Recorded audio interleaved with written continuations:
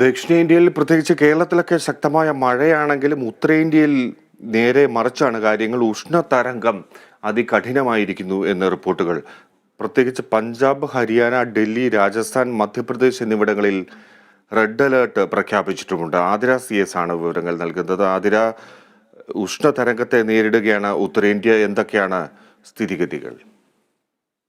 Fiji സൂചിപ്പിച്ചതുപോലെ തന്നെ സംസ്ഥാനത്ത് മഴക്കെടുതി രൂക്ഷമാകുമ്പോൾ ഉത്തരേന്ത്യൻ സംസ്ഥാനങ്ങളിൽ അത്യുഷ്ണമാണ് അനുഭവപ്പെടുന്നത്. 5 സംസ്ഥാനങ്ങളിലാണ് ഇന്ന് റെഡ് അലർട്ട് പ്രഖ്യാപിച്ചിരിക്കുന്നത്. പഞ്ചാബ്, ഹരിയാന, ഡൽഹി, രാജസ്ഥാൻ, മധ്യപ്രദേശ് എന്നിവിടങ്ങളിലാണ് റെഡ് അലർട്ട് പ്രഖ്യാപിച്ചിരിക്കുന്നത്.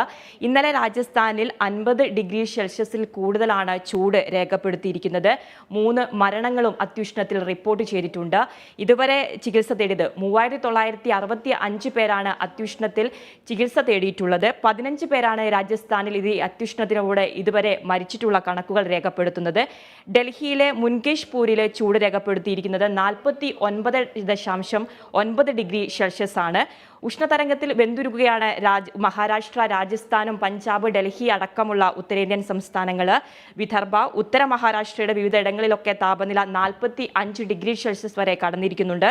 കനത്ത ചൂട് പരിഗണിച്ച് എക്കോളയിൽ കളക്ടർ നിരോധനാജ്ഞ അടക്കം പ്രഖ്യാപിച്ചിട്ടുണ്ട്. സംസ്ഥാനത്ത് മഴക്കെടുതി രൂക്ഷമാകുമ്പോൾ ഉത്തരേന്ത്യൻ സംസ്ഥാനങ്ങളിൽ അതികഠിനമായിട്ടുള്ള അത്യുഷ്ണമാണ് ഫിജി അനുഭവപ്പെടുന്നത്. ശരി, ആതിര CS റിപ്പോർട്ട് ചെയ്യുന്നു. ഉത്തരേന്ത്യയിലെ വാർത്തകളാണ്. അതികഠിനം ഉഷ്ണതരംഗം തുടങ്ങിയ വിവരങ്ങൾ അവിടെ നിന്ന് പുറത്തേക്ക് വരികയാണ്.